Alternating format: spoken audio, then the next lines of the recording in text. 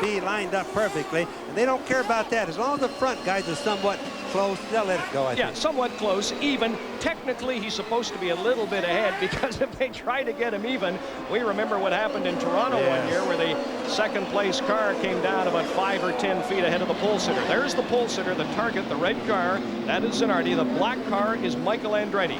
They must cross the start-finish line at least even, side by side. We'll wait for the green flag.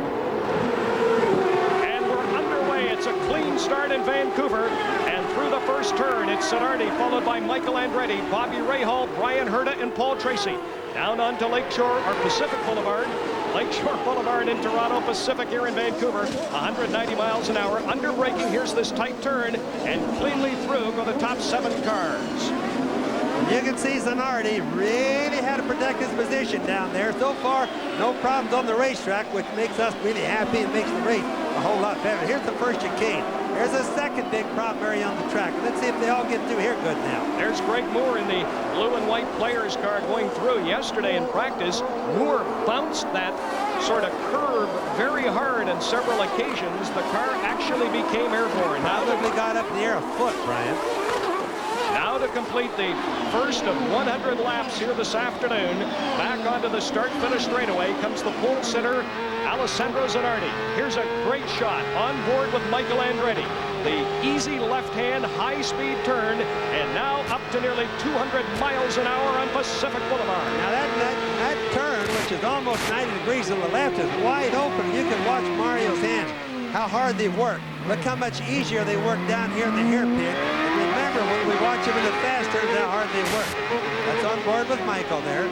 Following Zanardi, this is in the first chicane. Now watch. He didn't hit the hump real hard on that, but he was missing it. Remember, they're all full of fuel. The cars are all touching bottom right now because they need to get them as low to the ground as they can to make them handle good. Here's the second chicane. Now, Jack Arute is working the pits today with Ken Daniels, and I'm wondering about the pit strategy. Arute's a master on that. What do you think here this afternoon in this 100-lap race? Well, according to Jack Arute, they're going to stop at around 30 laps the first time. They're going to be a 2-stop race. Now, it may end up being 3 stops with some cars, depending on the yellow flags, if we have any. Cars beginning to string out as they come through the start-finish straightaway and down onto Pacific Boulevard. Of course, we remember here several years ago when Danny Sullivan actually ran out of gas late in the race driving for Penske. Through the hairpin at the end of Pacific Boulevard go the leaders. There's Paul Tracy, followed by Al Unser Jr. Behind them is Gilda Ferrin, Ribeiro, Fernandez, Pruitt, Gugelman, and still all 27 cars running.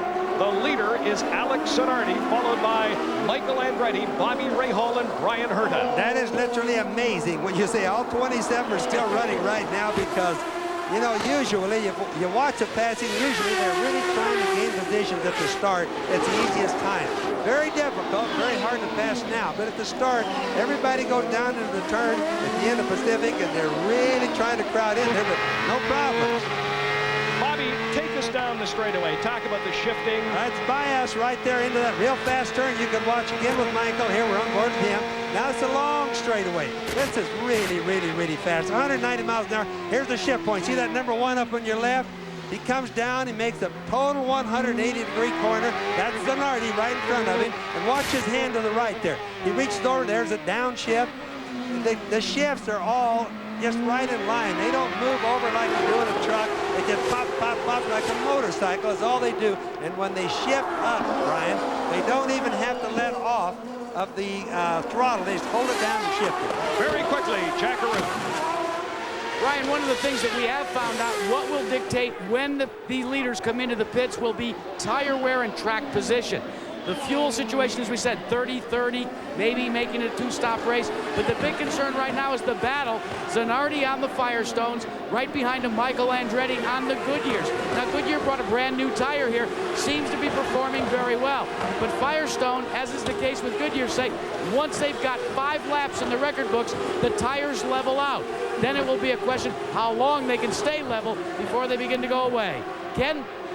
Well, Jack, and all the drivers who are on Goodyear tires, they're all on the primary tire except for Tracy and Davy Jones. Tracy is on the softer tire. Brian? All right, Ken, you saw with that great onboard camera shot, Bobby Unser, that Michael Andretti is beginning to reel in the leader, Alessandro Zanardi. In fact, I thought he might make a move under braking at the end of Pacific Boulevard. No question, Andretti is closing the gap. Well, what he's doing to Zanardi right when he does that is trying to worry him, trying to get him to drive in a little bit too deep into some corner, make a mistake, and then Michael could take advantage of the mistake. Now, this goes right by us, start-finish line, again down the fast straightaway. This is where Michael would try to do it, but he's too far back this time to make an attempt down there. So Zanardi has Honda power. That's as opposed, you saw the graphic, to the Ford power for Michael Andretti, and Honda's been the dominant engine in IndyCar racing this year. I think one of the things that Jack Arute brought up that we have to really watch all along is Zanardi ahead, Firestone, Michael, Goodyear. Watch and see how their tires do. Is Michael able to move up on him when their tires are cold or when they're hot? And then we can kind of watch the entire race and see how it's going to come out that way. Link the tire heating and cooling up with the fuel consumption really will make the race exciting. The top three, Zanardi, Andretti, and Bobby Rahal, followed by Rahal's teammate. There's car 18, Bobby Rahal. His teammate Brian Hurt is fourth. Jimmy Vasser is running fifth. Al Unser Jr. sixth. Paul Tracy is now seventh. An update on the other Canadians. Greg Moore is dropped down to 15th, and Scott Goodyear is running at 24th for Derek Walker. There's Brian Herta just going by. Herta, the shell car, is running fourth, followed by the red vehicle of Jimmy Vasser, Al Unser Jr., and Paul Tracy. There they go. That's Herta, Vasser, Al Unser Jr., and just coming into the picture, Paul Tracy. Okay, now keep in mind also, there's little Al, the number 2 right ahead of him, Vasser again. The red car right there, Jimmy Vasser, the points leader in the championship. Little Al, the second points leader. Now, these guys have their own race that they're trying to run because it's points that they're after. Not so much to win, points. That's the whole thing. The championship's worth more than everything. Well, you talk about points and points races. That's Mashusta, Hiro Mashusta, giving way. I'm not sure whether he's just slow or having driving problems, but the top three cars, namely Alice Zanardi, Michael Andretti, and Bobby Rahal, have all lapped Hiro Mashusta, who is running 27th. On board with Bobby Rahal as he trails Andretti and Zanardi. Now, if you see Rahal, who we're on board with right here, he is backed off from Michael. He was right up behind him. What he did is he goes up there, he worries Michael a little bit, and then backs off. That's in order to save his car and save his tires a little bit. He knows, or he feels that right now is not the time to make an issue. You're watching live coverage of the 1996 Molson Indy Vancouver. We'll return right after this.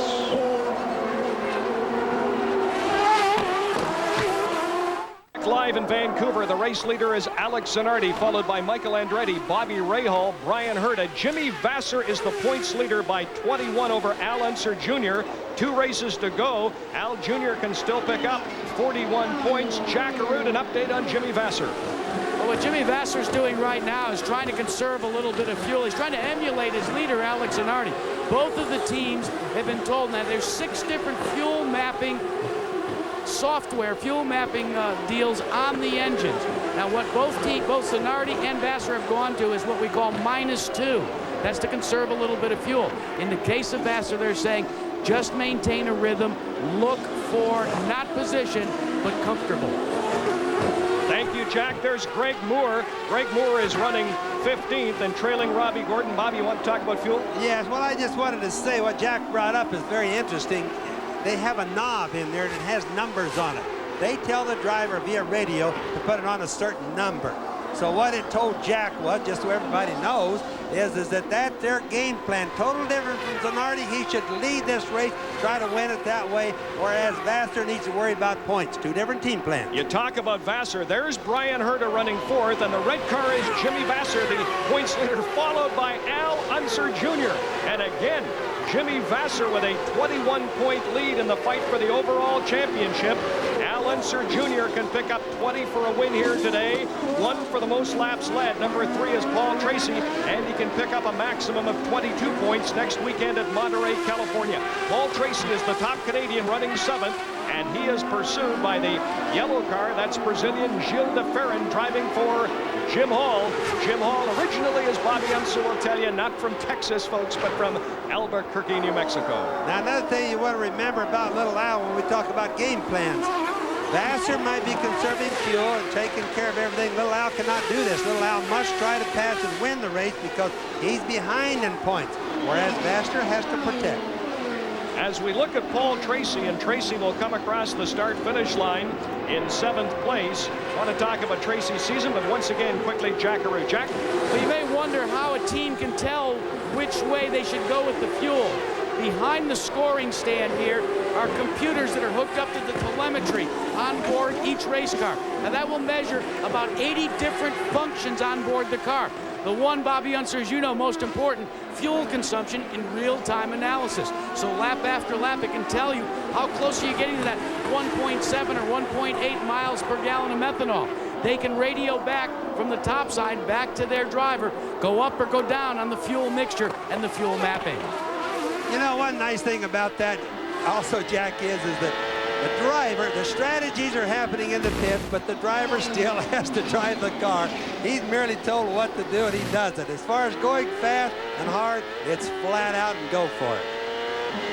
Well, a great shot from the rear cameras here as the picture now takes you down onto Pacific Boulevard. And again, the speeds here upwards of 200 miles an hour. Al Unser Jr. He is car 2 driving for Roger Penske, pursuing Jimmy Vasser. And that's looking back from Vasser to Al Unser Jr. What a great shot, Bobby. Oh, they're beautiful. I mean, the camera work these days is just awesome. Brings the race right to you.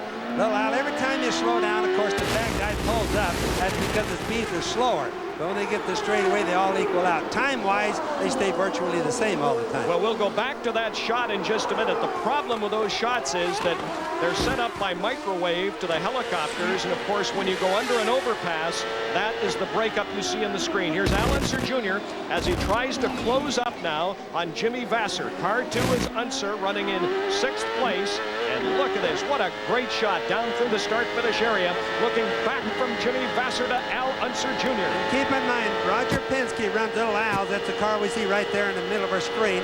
Roger Penske runs that team. If he sees Vasser, for example, slowing down a little bit too much, getting a little bit too conservative, he'll tell Little Al, turn the boost up, turn a little bit more RPM, whatever he has to do to make an issue, make a point of getting by Jimmy Vasser, because the other guys maybe are getting away. Jimmy Vasser with Honda power. And now we look at Paul Tracy pursued by Gilles de Ferran. There goes Ribeiro, who's running 9th, and Adrian Fernandez. This is a good fight as we look at Paul Tracy, car 3, and Gilles de Ferran driving for Jim Hall, who retires this year. Word is that Gilles de Ferran will replace Robbie Gordon with Derek Walker last year. But talk to the Canadian fans about Paul Tracy. He's been reckless. He's wrecked a lot of cars, and in many ways is lucky to be driving for Roger Penske. Well, there's not very many teams that could afford Tracy. You know, I figured out here not too long back that Paul Tracy's already, whoa, that hero Maschusta's really getting everybody's way. But at any rate, he's wrecked more cars in just a few years that he's been racing than I did in my entire racing career. Not bad for me. It just means that he's very expensive for a car owner, and there's only a guy like Roger Penske that could afford him. That's Gilles de Ferran, who's off the course and coming back on and one of the runoff areas. De Ferran was running 8th behind Paul Tracy. You're watching live coverage of the 1996 Molson Indy Vancouver. Al Unser Jr. is 6th. Tracy is now 7th, and de Ferran has dropped down to 9th. With Bobby Unser, Jack Arute, and Ken Daniels, I'm Brian Williams. Welcome back to Vancouver. This is the race leader, his car right here, Alex Zanardi, driving for Chip Ganassi. And there's the gap between Zanardi and Michael Andretti, who is running 2nd. Running 3rd, there he is, Bobby Rahal. Let's wait for the 4th place car, his teammate Brian Herta. Herta considerably back, so it's fairly close, Bobby Unser, between Michael Andretti and Bobby Rahal as they fight for 2nd place. Yes, but they've all kind of settled down right now. Nobody's really pressing the other guy right in this particular group. Zanardi, there he is. Now watch Michael. Well, he didn't see. Michael's back a little ways, and behind him is Rahal a little bit. And what they're doing, they've settled down. They've decided They can't pass each other without too much risk or burning their tires up, so they're cooling it. Now Zanardi coming up on some of the back markers. That car he's immediately behind is Dan Gurney's car, driven by PJ Jones. Right now, let's go down to Jack Arute. Let's update you on that chase for the championship. You know, Jimmy Vasser is leading over Al Unser Jr. Well, Vasser has a problem with his race car. Not one that can't be fixed, though. He's reported that the car is a little bit loose. So on the pit stop, what they've decided to do is give him a little bit more wing. How they will do this is they will turn this screw here. It will change the angle of attack of the second element of the wing.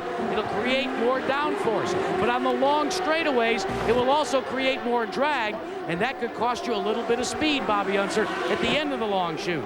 It certainly would, Jack, but as busy as this track is, as many turns as we have, and it's turns all the time here practically, it'll help him, and that's what he'll do.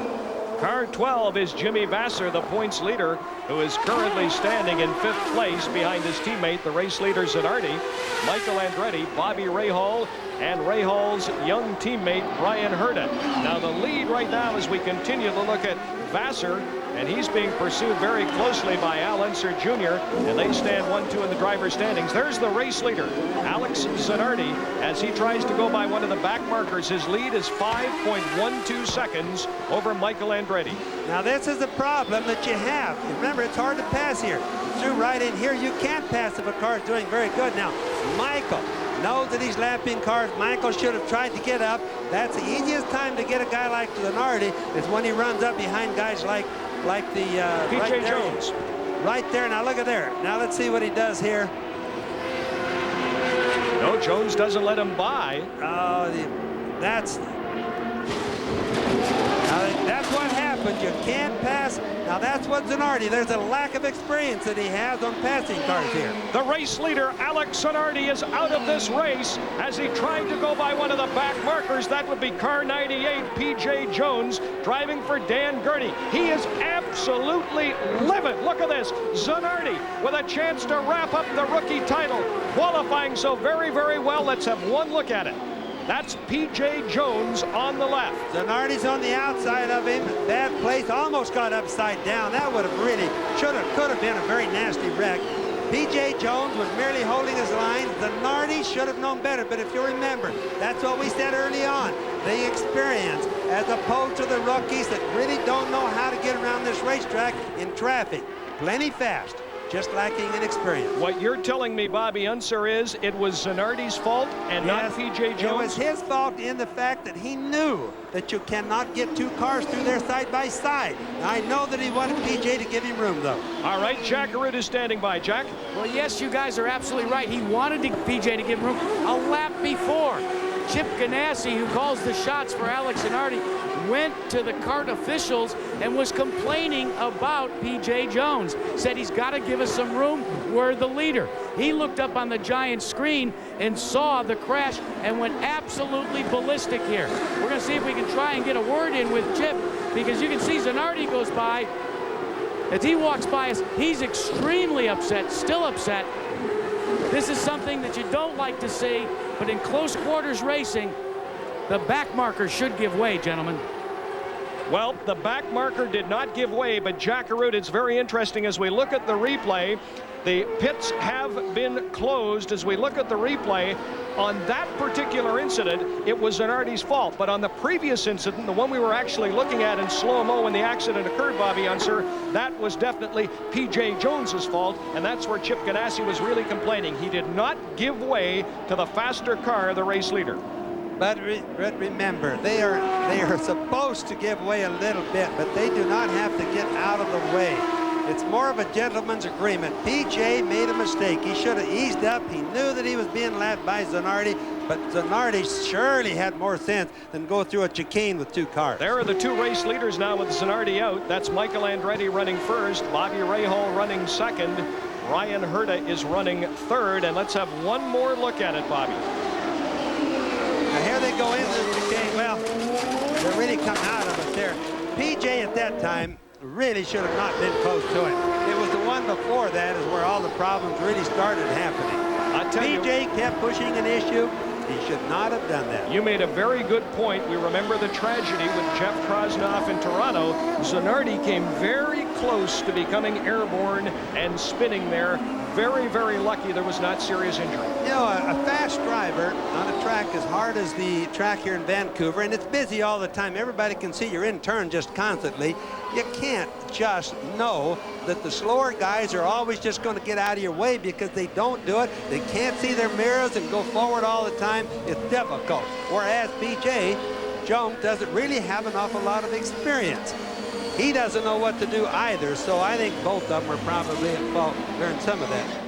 Well, we're under a full course yellow as we look at young PJ Jones, the son of the great Parnelli Jones. There's the race leader, Michael Andretti, coming into the pit. So the cars are pitting under full course yellow. A new race leader now as Bobby Rahal decides to stay out.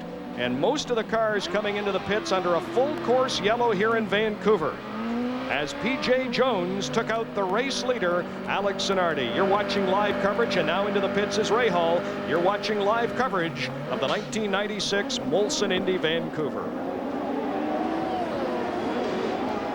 Back live in Vancouver, you saw the race leader at the time, Alex Zanardi's car. He is now out of the race, and the new leader is Michael Andretti, followed by Bobby Rahal, Ryan Herta, Scott Pruitt. Mauricio Gugelmin is currently running 5th. The top Canadian is Paul Tracy, and Tracy has dropped right out of the top 10. Jack Arute, bring us up to date and talk to us about the first incident as we see PJ Jones. That's the one I think that really annoyed Chip Ganassi. Absolutely. I talked to Chip. In fact, right now, Chip Ganassi and Alex Zanardi are sequestered in their trailer here. We're waiting for them. But here's how the events unfolded. One entire lap prior, Chip Ganassi talked to Alex on the radio, and they went to CART officials and said, look, how about throwing the passing flag? Be a little more aggressive with it. We're having trouble with PJ Jones. He's last on the grid. We're first. Nothing seemed to unfold. They were watching the big screen TV as they were still arguing their case, that being Team Ganassi, when lo and behold, the crash occurred. It really wasn't a case of whose fault it was. What both Ganassi and Zanardi were extremely upset about was the fact that the passing flag was not used aggressively. And Bobby Unser, you know, a passing flag is an advisory flag, but it means that there is a faster car overtaking you. Unfortunately, there is no rule that says that someone receiving the passing flag has to give way. No, Jack, you're absolutely right. The problem is on PJ's part is once they almost got together getting into the first chicane, he should have eased up and let it go by, because to make an issue out of that is totally wrong for PJ. Jack, you want more? Yeah, let's get Chip Ganassi's side of the story. I've kind of retold the story about the lap traffic, the use of the passing flag, but Chip, I have never seen that happen before with a back marker that was running last. I mean, you know, I pleaded with the officials for the move over flag. You saw he was behind him, I mean, and was making moves on him for 2 laps, and then the guy breaks in the middle of the straightaway. I mean, I never saw anything like that. I thought the back markers were supposed to give way to the leaders. Back to green flag action, gentlemen. Back racing in Vancouver, it's Michael Andretti, followed by Bobby Rahal, Jimmy Vasser, Al Unser Jr., Brian Herta, Andre Ribeiro, Christian Fittipaldi, Scott Pruitt, Adrian Fernandez, and Greg Moore has now moved into 10th place. So Greg Moore, the top Canadian, Al Unser Jr., followed by Jimmy Vasser, Brian Herta, and Ribeiro through that hairpin turn. On board now with Christian Fittipaldi. And it's also important to say right now that little Al did get by Jimmy Vasser over the pit stop. Now, everybody's going to be wondering, how is he ahead right now? It was through the pit. Excuse me, Penske is famous for fast pit stops. Well, Paul Tracy has dropped down to 15th. He was running 6th. I'm wondering, maybe Jack Arute or Ken Daniels can find out, did Paul Tracy experience any problems with the car, because he has dropped out of the top 10 where he was running in 6th place, and Paul Tracy is now running 15th. The top Canadian, Maple Ridge's Greg Moore, is running 10th, and the race leader, Michael Andretti, followed closely by Rahal. Jimmy Vasser trails Al Unser Jr., who's now moved up to 3rd. There's Rahal, and right there is Al Unser Jr., who's 3rd. On board with the race leader, Michael Andretti. Bobby, you tell me this shot is the best to show what it's like sitting in a race car. This is really the closest thing. That's the closest thing to a real shot of driver's seat. That's exactly what it looks like. The only difference is in the camera we're a little bit higher. But believe me, that is what the driver sees. Well, you said it, the beginning of the telecast as Michael Andretti's lead is 1 second over Bobby Rahal. Watch out for Al Unser Jr. as he tries to win for the first time this year and possibly take over the points lead. He is trying to make it 4 in a row here in Vancouver. Let's go down to Ken Daniels. Well, Brian, you talk about those gaining ground on yellows and moving up with the pack. Poor Gilles de Ferran, he wanted to come in, but the pits were closed, and Gilles de Ferran had to go back out when he came around again, and he's been having lots of trouble with the power today. He now sits in 20th spot, so he's been hurting. Jack? Let's update you on a situation with Al Unser Jr. In the practice session this morning, Al Unser Jr.'s team made some major changes to the chassis configuration on the race car. According to Al, before it started, this specific car, the Penske, is very susceptible to minor changes. He said it made all the difference in the world and feels as if he's got a good chance to run to the front. We're checking on the situation with Tracy. We'll get back to you. All right, Jack, as you check, let me tell you, Tracy has now moved up 3 places to 12th, so it looks like there's nothing wrong with the Paul Tracy car as he's making a move. On board with Bobby Rahal, who's running second and chasing the race leader, the Kmart car driven by Michael Andretti. Now keep in mind also, Rahal's been here a lot of times, has a lot of experience. A lot of people have said Bobby Rahal is not going to win another race. He's out to prove them wrong. I've seen him working harder and trying harder here at Vancouver than I've seen him for a long time. Jack Arute. That pit stop by Paul Tracy cost him valuable positions, gentlemen. It's not performance on the racetrack. According to his crew chief, they were a little slow getting down off the jack. He began to accelerate. Next thing he saw, he had to check up because of a car pulling out in front of him, and they said that cost them as many as 5 spots back out under green. It really did cost him. Great work, Jack. Thank you. Tracy was 15th. He's now worked back up to 12th. The top Canadian is Greg Moore, who's now moved into 9th place. You're watching live coverage of the 1996 Molson Indy Vancouver on CBC, and we've got a good one here on the West Coast this afternoon. Live in Vancouver, outstanding race here this afternoon as Michael Andretti has a lead of less than 1 second over Bobby Rahal. Al Unser Jr. right behind, followed by Jimmy Vasser, Brian Herta, and Christian Fittipaldi. The top 2 Canadians, Greg Moore is running 9th, and Paul Tracy is running 12th. Tracy will just have to keep building up. It also shows you when you watch Paul Tracy go back so far during a pit stop. Pit stops are really important. It also reassures you that the teams are what wins races, not just the drivers. Christian Fittipaldi, who's running 6th, pursuing Brian Herta. And there's Greg Moore running 9th, followed by Robbie Gordon. Jan Magnussen over from Formula One, replacing the injured Emerson Fittipaldi. Brian Herta there in the Shell car is running 5th. Christian Fittipaldi 6th. Pruitt is 7th. Fernandez 8th. Greg Moore is 9th. And Robbie Gordon is 10th. Well, I was going to tell you right there with... There we have Christian Fittipaldi and Scott Pruitt right behind him. Well, I thought there was going to be a pass there. I had to hold my breath just for a minute. Pruitt is really pushing on him. Now, Scott Pruitt is normally awesome fast. He's the factory Firestone driver. He's not been doing too good at this race. He hasn't been or had as good a setup here as he normally has. There's Vasser, followed by Pruitt, or Fittipaldi, I should say, followed by Pruitt, Adrian Fernandez, and Greg Moore. Jack Arute? Great story about Scott Pruitt. When I got here this morning, I went to the crew, and the crew members shall remain nameless. I said, why are you so slow this week? And they said, we're not sure. He said, but then we found out this morning and we thought maybe it was the driver. And then lo and behold, in practice, we went much quicker. And I said, well, what did you change? He said, the driver showed up. Well, that always helps a little bit, Jack. Watch Scott Pruitt and Christian Fittipaldi. They're going at it tooth and toenail here. There's Christian Fittipaldi. In the red There's car. Pruitt in the Firestone car. Christian Fittipaldi driving for Kmart is a teammate of Michael Andretti, driving for the legendary Carl Haas and Paul Newman. Across the start-finish line, and a look at this tremendous crowd here in Vancouver. There's the race leader, Michael Andretti. Bobby Rahal is all over Andretti, and there's Al Unser Jr. The top 3 cars all within 1.5 seconds of each other. Now here's what little Al will be doing right now. Game plans again. He will try to push Rahal to the point where Rahal will get up and push Michael harder. Hopefully they'll cause some sort of a confrontation, accident, spin out, a mistake, something like that. Little Al will benefit. That's exactly what he's trying to do now. Well, we talked about the young Lions, Paul Tracy, Alex Zanardi is out of the race, Andre Ribeiro, Greg Moore, Gilles de Ferran. They've been warned, they've been fined, but as we said, we're on board now with the race leader through the start-finish area, Michael Andretti. As you said at the top of the show, Bobby, watch out for the veterans, namely Michael Andretti, who's running first, Bobby Rahal is running second, and Al Unser Jr., who's running third. Let's go down to Ken Daniels. Well, Brian, I'm here in the players' pit of Greg Moore during the pit stop under yellow. One of the TV camera's wires got caught underneath the tire. That was a bit of a problem. By the way, it wasn't ours. Greg Moore, his team telling him to stick with our game plan. That game plan is stay competitive, try to stay in the top 10, see what we can do the last 20 laps or so. They want to finish here and finish, obviously, as high as they can, Brian.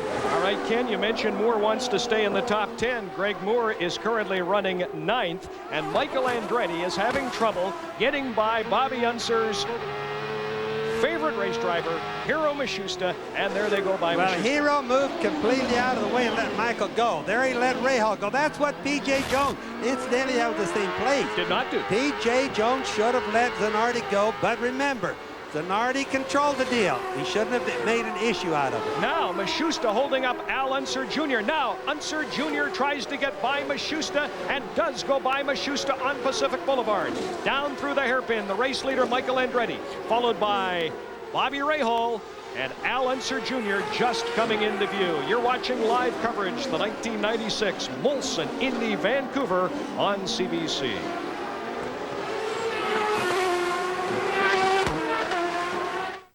Back live in Vancouver, the race leader is still Michael Andretti, followed by Bobby Rahal, Al Jr., Jimmy Vasser, Brian Herta, and Christian Fittipaldi. Jack Arute, anything on Michael Andretti? Well, Michael Andretti should go just a little bit quicker now that they had that pit stop. Early on in the race, he reported to the crew that the car seemed all right, but he didn't like the amount of grip that he had. It looked as if maybe these Goodyear tires, once they settle out, don't give as much grip as he would like. He put a new set of tires on Bobby Unser, and so far, he likes the way the car is running. All right, Jack, you just saw the red car. That was Jan Magnussen, almost taking Paul Tracy out of the race. There's Greg Moore, followed by Paul Tracy. So Tracy's moved up to 10th. There's Moore. Fernandez is 9th. There's Moore, who's 10th. Look at the smoke coming out of it. Moore's got smoke coming out of the car. Moore is 9th. Tracy is now running 10th. And you saw Tracy get around Jan Magnussen, who made a serious mistake there at the Got end in of a little Pacific bit too Boulevard. deep, that's all. And just thank God this is such a nice racetrack. There's a lot of escape routes. Now, there it is, Hiro Mashusta then holding up everybody in the back. It's very difficult to pass lap cars. Mashusta's on the left, the Panasonic car. That's Ribeiro. Ribeiro attempting to go by Parker Johnstone. Whoa. And I'm not sure if they touched. Very, very close. Johnstone is running 18th and Ribeiro 19th. Johnstone's had a lot of these problems lately. Now down through the start-finish area comes Adrian Fernandez, followed by Greg Moore. Fernandez, the Ducati car, the winner in Toronto, is 8th. Moore is 9th. And Paul Tracy, just coming into your screen, is 10th. 8th, 9th, and 10th place cars at the end of Pacific Boulevard. And again, Bobby Unser, I see smoke coming out of Greg Moore's car. Yes, and we hear that there's a black flag out. It's easy to assume this for Greg Moore's car. If it's smoking like that, they're assuming that he's losing oil, getting on the track. So we hear they're going to bring him in. Yep, we understand from our executive producer, Lawrence Kimber, that car 99, Greg Moore, currently running in the top 10 from Maple Ridge, British Columbia, will be coming into the pits. And it's interesting, during the driver's parade about 25 minutes before the Start Your Engines command, the crowd was chanting, now he's been told to stay out. The pits have told him to stay out. The crowd was chanting, we want Greg, and Moore stays in this race, currently running 9th. But what has happened now, you're wondering, why do they say they're going to bring him in and then they say they're going to leave him out? It's because they negotiate between the mechanics and the CART officials, and what they've done is they've convinced the CART officials that it's smoke, not oil that's leaking. They've got a reason for it, and they've convinced them that's what it is. And incidentally, I believe the mechanics, because I don't think he's losing oil. I think it's just smoke coming out, but it is serious. Well, a good battle between Michael Andretti and Bobby Rahal, the two cars there running first and second, and another great battle between the two Canadians, the top two Canadians, Paul Tracy, who's now running in 10th place, and Greg Moore, who's 9th. That is Jimmy Vasser, who's running 4th, followed by Brian Herta running 5th. Down through the start-finish area, area comes Al Unser Jr., the third-place car. Now there you see Vasser running behind Little Al. There's Greg Moore. Smoke is no worse. It only smokes sometimes. You see that Vasser's following Little Al. Here he's coming into the pits. Now that's not the black flag bringing him in. He's coming in by pit instructions from his mechanics. So Greg Moore is into the pits, and that means he'll drop out of the top 10, and Paul Tracy is now the top Canadian running ninth. Ken Daniels. Well, he's cut off the engine. And it looks to me Greg Moore's day could be done here, Brian. We'll have to see. He's still in the car, but the engine has been cut off. So Greg Moore just has to wait this out as they work frantically here, Brian. But let's hope his day isn't done, but it could very well be. Well, a bitter disappointment for Maple Ridge's Greg Moore. Moore had 3 goals this year, Bobby Unser, to be in the top 10, which he is, to win the Rookie Award. He trails Zanardi, and to win a race, and he'd hoped to do it. He has yet to win. He had hoped to do it here before the hometown fans this afternoon. But just keep in mind that once you've shut your engine off, once you come in, they start taking off body panels, the guy is done. He may get back out on the racetrack, but he won't win this race, and that's going to disappoint a lot of the local people, I know. On board with Jimmy Vasser with Honda Power driving the target car for Chip Ganassi, and Jimmy Vasser is running 4th, trailing Al Unser Jr., Bobby Rahal, and Michael Andretti. You're watching live coverage of the 1996 Molson Indy Vancouver. There you see the top 6. Moore is out of the race, and Paul Tracy is running 9th. Back live in Vancouver, that is Jan Magnussen, who is out of this race in the number 9 car. Magnussen driving for the injured Emerson Fittipaldi. Let's have one look at it. There is Paul Tracy, and he's followed by Robbie Gordon. Robbie Gordon's got everything locked up going down there. He's in there too deep. Magnussen was cutting across. That's Robbie Gordon's fault. He'd gotten in there just too deep. You can see Robbie was locked up way back there. He knew he was going to hit him. Couldn't stop it. That's a little driver error right there on Gordon's part. Little driver error by a man that many drivers think has done far too much whining. We're on board with the driver Robbie Gordon, who's a complainer and whiner on many occasions and is leaving for NASCAR and has absolutely lambasted the foreign drivers on the Indy circuit, much to the annoyance of the other Indy drivers. So Robbie Gordon heading to NASCAR takes out Jan Magnussen here in this race in Vancouver. There's the race leader, Michael Andretti, followed by, and it is close, look at this, Bobby Rahal, and then Al Unser Jr. Greg Moore is out of the race and standing by with Ken Daniels. Well, certainly a bitter disappointment for Greg. We understand you're leaking transmission fluid. Is that the case? Yeah, I guess there's something mechanical on the car. I mean, it's just so disappointing. We were running, we were doing what we wanted to do. Our plan was just to stick it out for a while and see you pick some spots up in the pits and stuff. We did that. It's too bad for those players for us. I think we were running strong, but oh well. And Zanardi out too. This has been the story of your season, though, hasn't it? It's been the story of your season. It has been the story of our season. It's a lot of bad luck. I'm just hoping that we get it all out of the way this season. Next year we come back and win a bunch of races. Thank you, Greg. Brian? Thank you, Ken. And a great battle between the top 3 cars. You just saw Rahal. There's Rahal. Al Unser Jr. running 2nd and 3rd behind Michael Andretti. And Al Unser Jr. has really closed the gap. There's the race leader, Andretti. Look how close it is. There's Bobby Rahal, who's done well here in the past, and Al Unser Jr. with 4 victories so far here in Vancouver. Well, little Al and Rahal are really keeping Michael honest, that's for sure. Remember, right there, Rahal just went by. There's Michael, Rahal, and little Al. Rahal and little Al used to be on the same team when they were with Gallus together. So I started to say that little Al certainly knows what his driving habits are all like. And the engines are an interesting story. We have the race leader, Michael Andretti, with Ford power, Bobby Rahal with Mercedes, and of course, Al Unser Jr. also with Mercedes power for Roger Penske. And also keep in mind, too, that the tires have been on the cars a long time since the last pit stop. They're hot, they're slippery right now. You don't see as much like, for example, little Al diving into the turns under Rahal, trying to outbrake them, because when the tires get hot, of course, that's the hardest time to brake hard. For those of you just joining us, there's Brian Herta, who's running 5th. Let me run down the top 10. The leader is Michael Andretti, followed by Rahal, Al Unser Jr., Jimmy Vasser, Brian Herta's 5th. Christian Fittipaldi's now moved up to 6th, just going through the picture of the red car right now.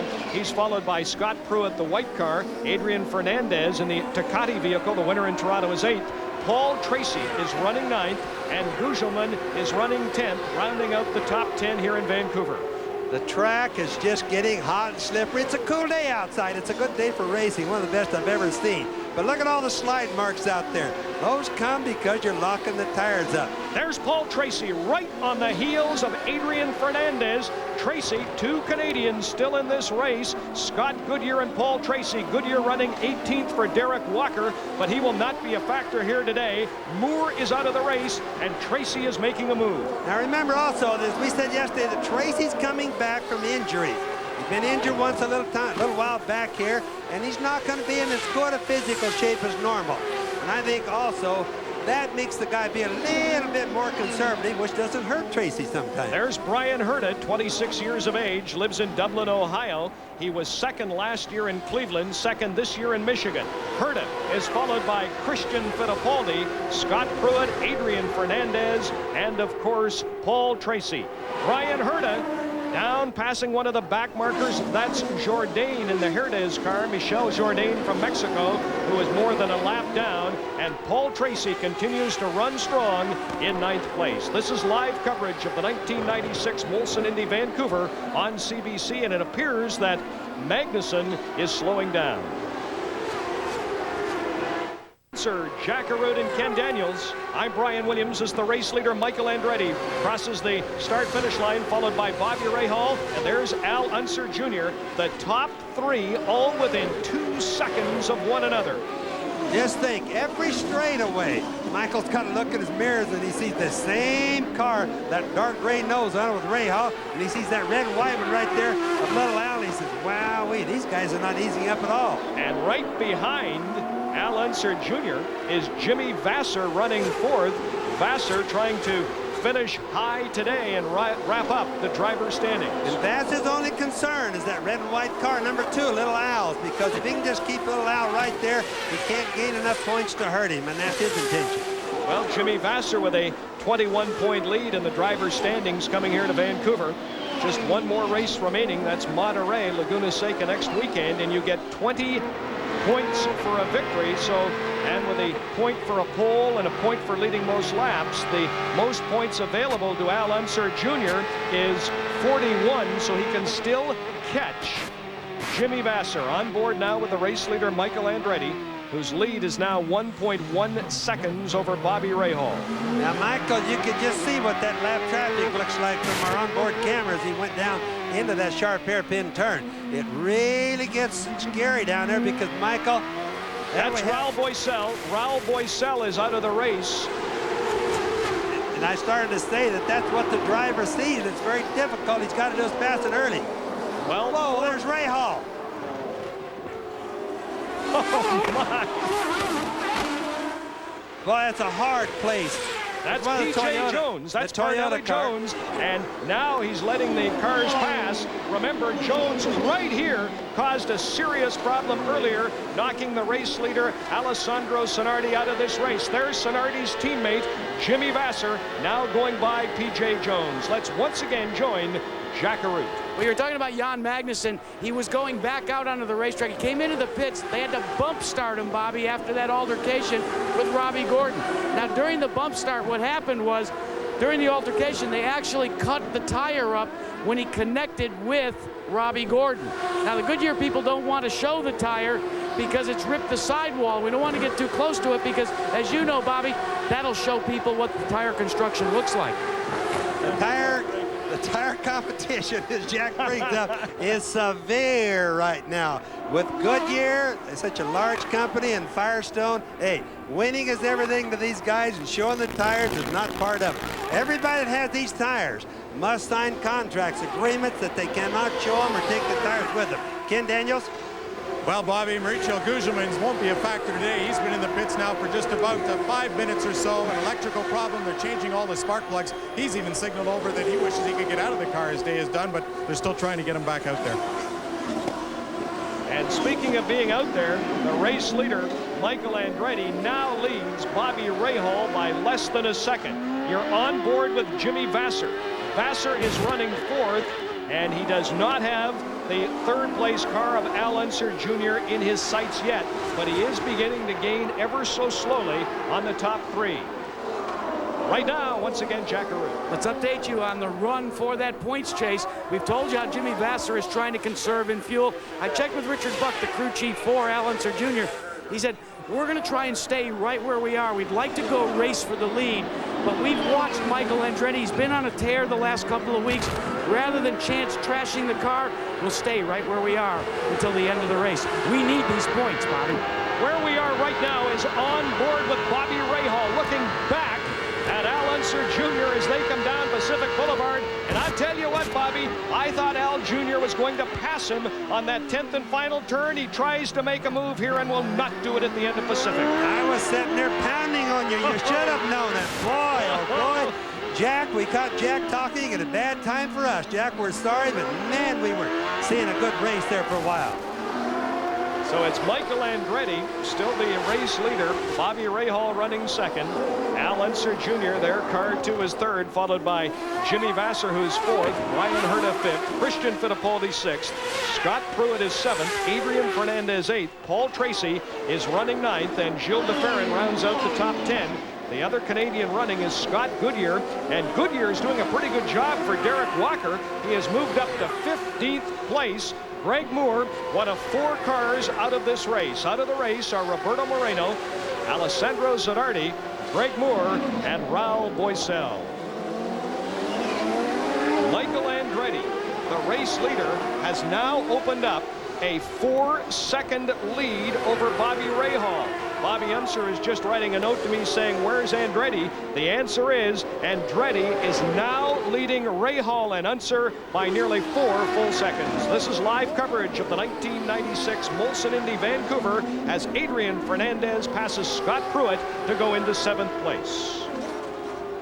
Chance to move up. There's Ribeiro, who was running 14th, stalled at the end of Lakeshore and into the pits. Fresh tires. Michael Andretti, the race leader. Also coming into the pits is Bobby Rahal, running second. So you're on board now with Rahal as Rahal comes into his pits. Al Unser Jr. is also in the pits. Michael Andretti's the first out. Al Jr. is second, and I believe Al Unser Jr. will move ahead of Bobby Rahal. Yes, Al Unser Jr. moves ahead of Bobby Rahal on the pit stop. That's what being Penske perfect is all about. This is what Roger Penske has brought into IndyCar racing as the finest pit stop that have ever happened, made everybody else really get with it. And let's go down to Ken Daniels under a full course. Fire right there, Magnussen's car. Hang on, before going down to Ken, let's stay with that shot. Magnussen's car is on fire. This is not a danger fire. It's not a dangerous thing. It's oil and stuff burning. That's plastic, fiberglass, or not fiberglass, carbon fiber stuff in the back, but he does need to get it down and get fire extinguishers to it. Jan Magnussen over from Formula One. He is a Danish driver replacing the injured Emerson Fittipaldi. No problem at all. Magnussen is out of the car in one of the runoff areas. And not dangerous to him at all. Nope, they will extinguish the flames. It looks a lot worse than it is, folks. Simply a lot of smoke, not a serious incident. Serious in as much as it knocks him out of the race. There's Scott Goodyear for Derek Walker. Now, Goodyear was all the way up to 13th place, and should Scott Goodyear finish in the top 10 after missing most of the season and with only 14 laps of testing, it would be an accomplishment. Jack, I see you've got Zanardi with you. Yeah, he's changed into his civvies, and he's still not happy. Alex, tell us your version of what happened. Well, I simply didn't know you could get that angry in life. I lost a lot of time behind those guys, and I didn't have the intention to pass because it looked like I didn't have any collaboration. So, but the guy in front of me just braked in the middle of the circuit, and even God wouldn't have been able to avoid the accident. As you can see, he's still not very happy about it, gentlemen. While we've got it, let's update you on Michael Andretti. He came into the pits, Brian, but he thought he was going to be able to go the rest of the distance. When he radioed to Lee White, his crew chief, and said, "Is that the last stop?" When Lee White came back and said, "No, Michael," he said, "Then why did I pit? Why did I pit?" And Lee White very calmly said, "Just relax. Everybody else pitted. We came in at the same time." And you know, the kind of story to that, Jack, is the leader pits. Basically, everybody always pits. Even Penske had the same strategy, but it does mean that there will be another pit stop in the race. Bobby, we saw Jan Magnussen in the red driver's suit. Jan Magnussen is safely out of the car. Now, finally, it seems to me a long delay moving Ribeiro's car from the end of Pacific as we continue under a full course yellow here in Vancouver. Well, I think what you see right there with Ribeiro is that he parked the car right in the middle of the road, wanting to get a tow back. In other words, they won't tow him back if you park out of the way. He wanted to get a tow back to see if the car could be fixed to get going again, and that, of course, caused the full course yellow. So now 5 cars out of this race: Moreno, Zanardi, Moore, Boisel, and Ribeiro. We'll return live to Vancouver in the 1996 Molson Indy Vancouver. It's a 100-lap race right after this. Top Canadian is Paul Tracy. Scott Goodyear came in for a pit stop, is running 13th. Greg Moore is out of this race. And Ken Daniels, you've got some information in the pits. Well, I'm here at Bobby Rahal's pit, Brian, and during that pit stop, they wanted good position for Bobby Rahal. Of course, Little Al went past.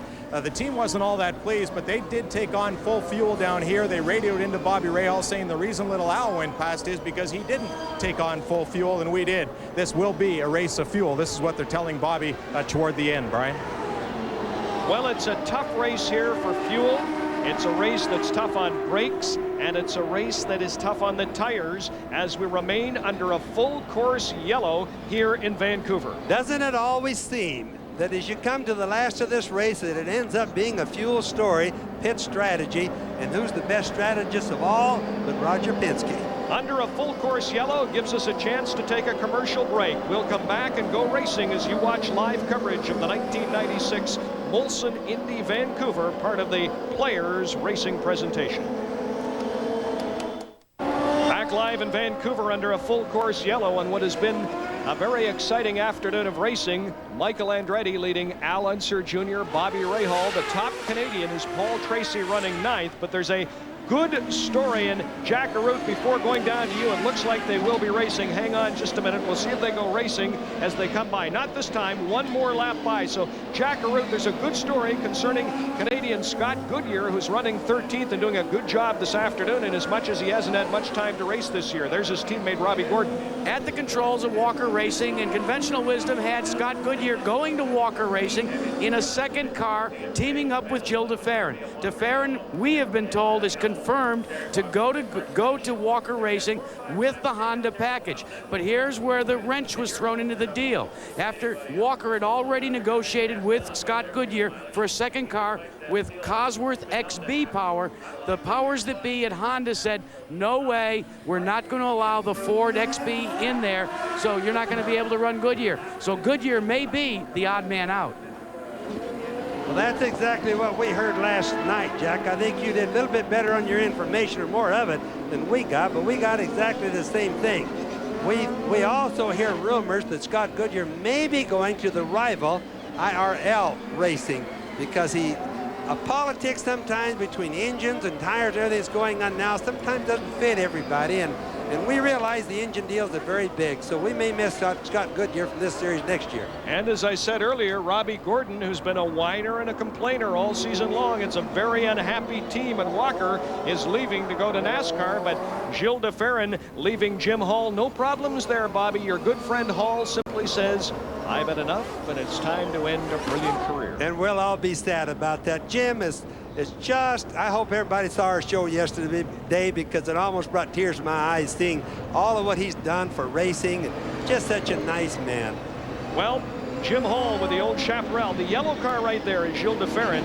That is the car owned by Jim Hall. Those are the best seats in the house. Apparently what Molson did, they held a contest and had a tremendous number of entries. Wow. And the 6 winners got to stand on top of that scaffolding right past the start-finish area. Into the pits is Al Unser Jr. Let's go down to the pits as we're still under full course yellow. Ken? Well, Brian, they had him come in very quietly. Didn't want any of his team over the wall for him to come into the pits. Didn't want anybody else to know. They did it at the last second. So we talked about when they told Bobby Rahal's team earlier that Little Al didn't take on full fuel. We did. That's why Al passed us. Well, now Little Al came in and took on more fuel to complete it, and now he's back out. So that is a story there, Brian. Yeah, it's a story, but he comes back out in 11th place. place. It's now Michael Andretti, the leader, followed by Rahal, Vasser, Fittipaldi, Fernandez, Herta, Paul Tracy 7th now. Jack Arute? And that pit stop by Al Unser Jr. did not go unnoticed by Michael Andretti. As he pulled down pit road and he saw Al Unser Jr. pulling, he called to Lee White and he said, why is Michael pitting? He said, to take on more fuel. He said, well, what about our situation? He said, we need another yellow. You're going to have to make another stop. Now, Bobby Unser, what they've done is they've radioed in to go to position 12 under this caution.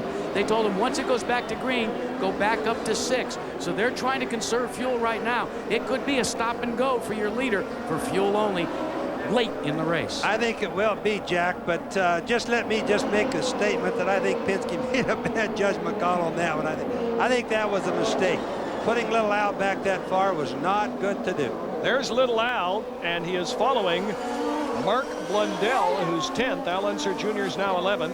Fangio, there's quite a story. Juan Manuel Fangio is running 9th for the All-American team. There's Roger Penske, who had his driver come in. And we're not able to pick up what Penske's saying as they come around. One more lap is the signal under full course yellow. One more lap, and we'll be back to racing here in Vancouver. We understand that Jimmy Vasser may have suffered a violation in the pits, but we're not sure. Coming into the pits is car 16, Stefan Johansson. It could be a speed violation. We'll let you know. There's some thought that maybe Jimmy Vasser was speeding in the pits. We'll return to racing here in Vancouver. This is live coverage of the 1996 Molson Indy on CBC. Comes out for the race leader, Michael Andretti. Andretti across the start-finish line, followed by Bobby Rahal, Jimmy Vasser. Christian Fittipaldi is 4th. Adrian Fernandez is 5th. Brian Herta is running in 6th, and Vasser will now drop out of the top 10 as he goes into the pits. Paul Tracy has moved up, and Paul Tracy is running 6th. Vasser being called in. They've decided that Penske is going to try to take little Al all the way to the end without a fuel stop. Vasser, they brought, looks like Ganassi brought him in and going to try to do the same thing, go the rest of the way without a stop. Now, mistake that was made right there, don't bring Vasser in when it's going green. Terrible mistake.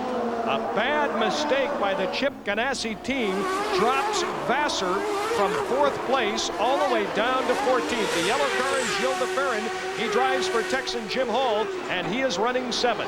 You see all the cars slipping and sliding when they come out of the turns there. That's because they've been gathering up a lot of rubber on them when they're running slow. That red car is Christian Fittipaldi. He's 3rd. You're on board with Bobby Rahal, who's running 2nd, and you watch as he traces the race leader, Michael Andretti. Jack Arute.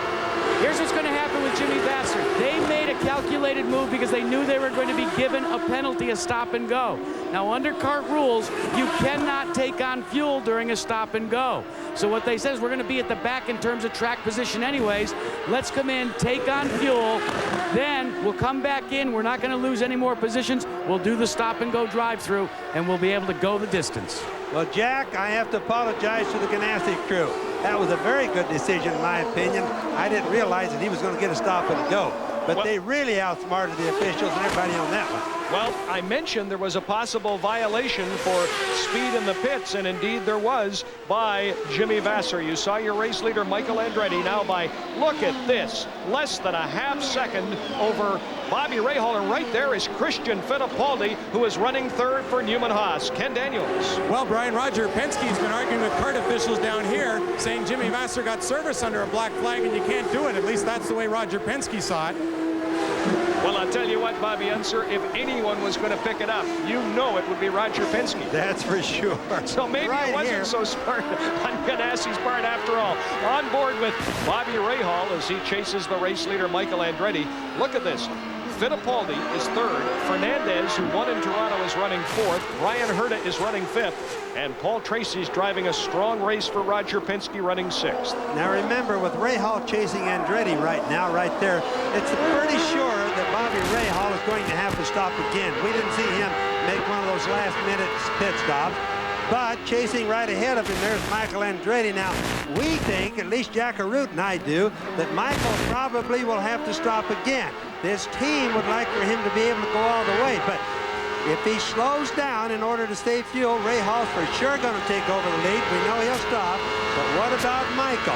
Now, if he keeps running ahead like this, we think he'll have to stop again. But Little Al probably won't, or at least that's Penske's thoughts right now. Well, if you love racing, even if you're not a racing fan on a regular basis, you have to absolutely love the strategy and the excitement here in Vancouver. There's Gilles de Ferran as he pursues Paul Tracy. Gilles de Ferran is running 7th, and Paul Tracy is running 6th. You know, sometimes I wonder as we try to figure out these pit strategies, and we never can figure the officials, that people think we're crazy scientists or not, but we really are trying to figure it out like everybody else at home should be. That's car 2, Al Unser Jr., who's moved up to 9th place after dropping back to 12th. And let's go down to Ken Daniels. Well, Brian, and they're telling Paul Tracy, of course, a teammate with Little Al, telling Paul Tracy to make sure he gives Little Al room out there to get by if he needs to, with the points championship very much up for grabs. Al Unser Jr. trailing Jimmy Vasser by 21 points with one more race to go. You get 20 for a victory. One more race after this one today in Vancouver, and that's next weekend at Monterey, California. Al Unser Jr., he's chasing one of Dan Gurney's cars. That's Fangio, who is running 8th. Fangio goes through. There's Al Unser Jr., and right behind him we're on board with Robbie Gordon, who is running in 10th place. Now, that Fangio, that's one of the new Toyotas. We haven't brought that up yet during this telecast, and what it is, we have both P.J. Jones and Fangio are in the new Toyotas. They're Dan Gurney Toyotas. In other words, they're Toyota factories, just like the Mercedes factory is here, just like the Ford factory. They're all factories now in the engines, and I think it makes it kind of neat. This is Toyota's first year, and we've gotten better all year. First, they were running last place, and then second to last, and slowly they've been getting better. That's Fangio going through ahead of Al Unser Jr. and Robbie Gordon. Once again, Ken Daniels. Brian just spoke with Roger Penske. They're going to gamble here. They think that they can go without another fuel stop for Little Al. We'll see. Oh, Bobby, that would be interesting. Well, it's Penske and his strategies. You know, can he do it or can't he? You know, they've won the race here the same way before. You can tell Little Al's running low power. Anytime he can't get by the Toyota there, Fangio, he's running low power. Now, he may have to just turn it up a little bit to get by him, because that isn't a good place to be right now. There's Fangio. He's 8th. Al Unser Jr. is 9th. And Robbie Gordon is 10th. They're on the 67th of 100 laps here in Vancouver. And the leader now, by less than a second, is Michael Andretti over Bobby Rahal. Christian Fittipaldi is running 3rd and driving an outstanding race for Paul Newman and Carl Haas. Adrian Fernandez, the winner in Toronto, is running 4th. There are the top 4 cars right there. Look at that. Andretti, Rahal, Fittipaldi, and Fernandez, who looked like he might make a move on Fittipaldi, but did not do it. There goes Michael Andretti, followed by Bobby Rahal, Christian Fittipaldi, and Adrian Fernandez. Still, nose to tail, still running really hard. We've had a fantastic race so far. Jack Arute. Bobby Unser, consider this fact. You're out and leading the race. Your crew chief is telling you to consider fuel. You look in the little mirrors, and all you see is the nose cone of Bobby Rahal. It's not that Michael Andretti is having any problems. It's that he's trying to conserve fuel. Now we've got a problem. We've got a problem indeed. That's Juan Fangio. Juan Fangio was running 8th ahead of Al Unser Jr. And he's riding one of the chicanes into the first chicane down there, spun out. You can see his rear tire up on the curbing. So Very that difficult for the cars to go around him. When they get that car out of there, incidentally, on the left over there is their runoff area. They'll open that up, let the wrecker go out and get him. As soon as they'll probably have to go to a full course yellow. Now, if they go to full course yellow, watch for a lot of cars to come in. This could be a total strategy change in the race. While I'm watching the officials, still no yellow flag out at the start-finish area, so it is still not a full course yellow. Jack Arute? And boy, does Michael Andretti need a full course yellow. He's already started asking for one, because you know, gentlemen, if he can come in, duck in, and get some fuel, that's what they need, and now they're going for the yellow. So it could be interesting, guys. They have now just gone to a full course yellow. That's Robbie Gordon also taken out of the race. Now you're on board with Gordon, who was running 10th. Let's watch. Looks like he got in there too deep. Tap Fangio spun both of them out. Robbie's fault if everything I saw there is the way it is. So under a full course yellow here in Vancouver, an exciting race this afternoon. We'll return with more live coverage of the 1996 Molson Indy. Hey, Paul Tracy making a move and running 6th back in Vancouver after this. On board with Bobby Rahal, who's running 2nd to Michael Andretti. Down through the start-finish area under a full course yellow. This is a 100-lap race here in Vancouver. Jack Arute, if you can hear me in the pits, Michael Andretti in the fuel, he's the race leader. How does this affect him? Well, originally we thought maybe Michael would come in, but according to Lee White in the conversations that he's had and the telemetry, as we say again, coming off of the computers, they are conserving enough fuel right now that Lee White is trying to convince Michael that they could stay out, go the distance without losing valuable track position. It still remains to be seen, but Bobby Unser, that's one of the great things about full course yellows. With the fuel mapping on these exotic engines, you really can save a lot of fuel. Yes, and also it means, Jack, that they do have to slow down. Now, the one question I would have on that is we saw before this yellow, Michael didn't slow down or didn't cut his power back any at all. So don't you think at that time he thought he was going to have to come in? Now they're changing their strategy because of this yellow. Now, they just more than double their mileage. In other words, they have to get 1.8 miles per gallon under the green. That's what they'll do. But under the yellow like this, it'll more than double. So he may make it. Bobby, believe it or not, in the last lap or so before that full course yellow came out, they were working with the fuel mapping one more time, trying to change the dial to conserve the fuel.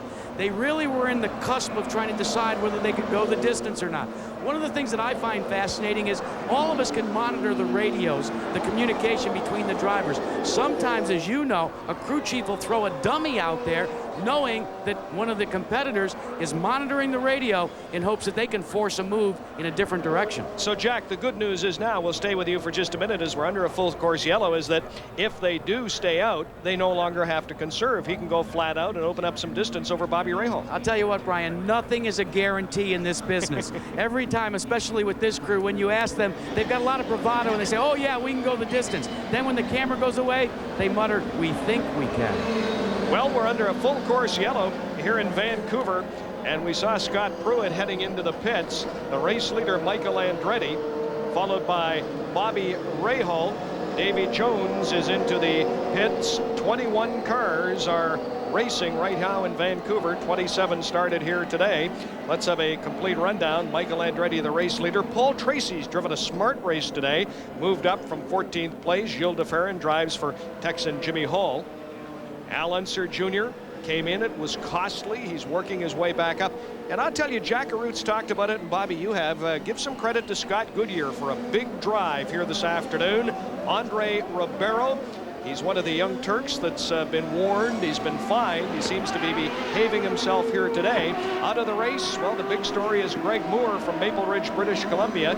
He is out with engine problems. Moreno is out. Zanardi was out, taken out by PJ Jones when he was leading the race, and the only accident so far. Boycell is out, Scott Pruitt is out, Ribeiro is out, Gugelman is out, Magnussen replacing Emerson Fittipaldi is out of the race, as is Juan Manuel Fangio, and he is the cause of this full course yellow. And it's tough for Dan Gurney because Fangio was running well and running just inside the top 10. Now, right now, remember, when they go green, the cars are going to be very slippery. When you see them whipping back and forth just before they go to green flag, that's when they're trying to take off the top rubber off the tires. There's Boiselle sitting there. Look at how sad he looks. He's really dejected. He's not had a good year this year. He's not going to be with that team. It's rumored next year. Quite a sad, but look at him. You could just feel inside what he must feel like. You see the guy trying to grind off, I started to tell you, the rubber off the top. What these tires do, they're so sticky these days with all the competition between Firestone and Goodyear that they pick up the tire like a sponge picking up stuff. They pick up the rubber, and they're trying to grind it off so it'll be good traction when it goes from yellow to green. There's Bobby Rahal, followed by Christian Fittipaldi. They are running second and third under a full course yellow. We'll take another break here in Vancouver. This is the 1996 Molson Indy on CBC. Gil DeFerrin, that is the yellow car driving for Jim Hall. There's Al Jr. So Tracy has dropped down behind Al Unser Jr. And Tracy is coming into the pits. He bumped the wall right there a little bit, and he's probably coming in to get a check. Could even have a flat tire. So Paul Tracy drops out of the top 10. The top 10 being Andretti, Rahal, Fittipaldi, Fernandez, Herta. Gil DeFerrin is 6th. Al Unser Jr. 7th. Jimmy Vasser is 8th. Scott Goodyear is now the top Canadian 9th as Moore is out of the race. And in the pits is Paul Tracy. And I believe from where I'm sitting, Tracy is getting out of the car. They know he's still in the car, but it is an awful long pit stop, and here's Tracy out of the car. It's the end of the day for the second Canadian. Paul Tracy will join Greg Moore on the sidelines. 2 Canadians out. 1 is still running, and that is Scott Goodyear running 9th, driving for Derek Walker. Looks like Paul broke something. I think that had to do with the confrontation. I don't think he got punted from behind or hit from behind. I think something on the car might have broken there. There's Brian Herta, who's running 5th, followed by Gil DeFerrin, the yellow car. Behind DeFerrin, Al Unser Jr. and Jimmy Vasser. There's Al Jr. There's Fernandez, followed by Brian Herta. DeFerrin, there is Al Jr. running 7th, and running 8th is Jimmy Vasser. Vasser and Al Unser Jr. fighting it out for the overall Drivers' Championship on the PPG IndyCar circuit. Jackaroo? Well, let's tell you what Bobby Unser was talking about on restarts, and we're not saying that this happened to Paul Tracy, but you see these little pieces of rubber here? We in the racing fraternity call them marbles. They're thrown off of a set of tires, but during a caution, what will happen is they will actually find their way onto the tires. It'll just stick rubber to rubber. It'll put a wheel and a tire completely out of round. All of a sudden, you don't have the handling that you thought you had. It takes a high speed to be able to take them off when the car's traveling around. Then you get your tires clean. But we're not saying that's what happened to Tracy. We're just trying to illustrate what it's like under caution. You gather up a lot of marbles. Thank you, Jack. They've completed 76 of a scheduled 100 laps, and it's Michael Andretti. There's Adrian Fernandez 4th. Brian Herta 5th. Gil DeFerrin who's 6th, and Al Unser Jr. who's 7th. But the leader is Michael Andretti, now by 2.5 seconds over Bobby Rahal and by 6 seconds over Christian Fittipaldi. On board with Stefan Johansson, who's running 11th and pursuing Robbie Gordon. There's car 15. That's Scott Goodyear running 9th. His teammate right behind him, Gordon, is 10th, and Stefan Johansson running 11th. So Scott Goodyear, who's had injuries, has not had much time in a car, and told you and I last night, Bobby Unser, that he's only had 14 laps of practice coming here to Vancouver. He was anything but optimistic yesterday, but he is having a big afternoon today in Vancouver. Well, the main thing is he isn't a quitter. He's got a little bit rough, and he just keeps on going. That's what he's doing now, and he just needs more time. You know, when a driver gets hurt middle of the year or the start of the year and he loses a lot of races, it just goes to show practice is what makes perfect, not desire. It takes a lot of practice too. There's Jimmy Vasser pursuing Al Unser Jr. Jr. is 2, and Vasser is the red target car behind him. Jimmy Vasser with a 21-point lead right there in the driver's standings. Coming to Vancouver, you get 20 points for a victory, and there's one more race after Vancouver. That's Monterey next weekend, so you can figure out the mathematics. It's not tough at all. Vasser running 8th. Al Unser Jr. is running 7th. Little Al right there in the red and white car just went by. Penske's strategy didn't work. It started out that he was going to make that pit stop and suffer and go back like he is now, but unfortunately the yellow came after that, put everybody back into the same position. Problem with Penske's deal is he's got little Al back in the field. Very difficult to pass. On board with Jimmy Vasser as he pursues Al Unser Jr. And speaking of Al Unser Jr., his teammate Paul Tracy standing by with Ken Daniels. Thank you, Brian, and Paul Tracy out of this race. Paul, what happened? It looked like it was just tight quarters down there. Looked like Herta bumped into the back of Fernandez, and I was kind of right there as well, and they ended up swinging in over into me, and I just touched the wall and put a little bend in the suspension. So it was disappointing. We had a good car today. The Marlboro car was working good. Trying to take some points from Vasser for Al, but you know, next week. Your thoughts very quickly. Does any driver have an advantage out there right now from what you've seen? It's hard to say. I think Michael looks strong, but you know, he's going to be the guy to beat. He's out front, and it's always tough to pass. So. All All right, thank you, Paul. Thanks. Brian? Thank you, Ken. Across the start-finish line comes Adrian Fernandez. There's Brian Herta, followed by Gilles de Ferran. They're running 4th, 5th, and 6th, respectively. And down onto Pacific Boulevard, Al Unser Jr. right on the heels of Gilles de Ferran. Followed by Jimmy Vasser. Scott Goodyear is 9th. Robbie Gordon is 10th. Jack Arute.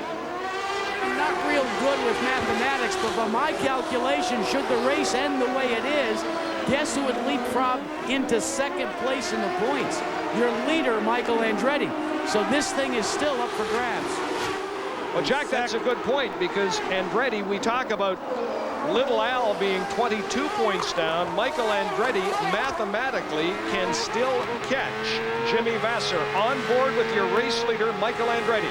They've now completed 80 of 100 laps. Down Pacific Boulevard comes Andretti. His lead, 1.78 seconds now over Bobby Rahal. 5 seconds over his teammate, Christian Fittipaldi. Yes, and being out in front like this, he has no traffic until he comes around the lap-to-lap cars. And, of course, every time there's a yellow, they all bunch back up. So it's really made it nice for Michael. But besides that, there's Mario, his daddy. His dad, Mario Andretti, looking on. He's probably more nervous than Michael is. At any rate, Michael's had it really nice all day by being in the lead. Whereas Penske's strategy is put little Al back. It just goes to show you strategy is important, and a lot of it's just plain guessing sometimes.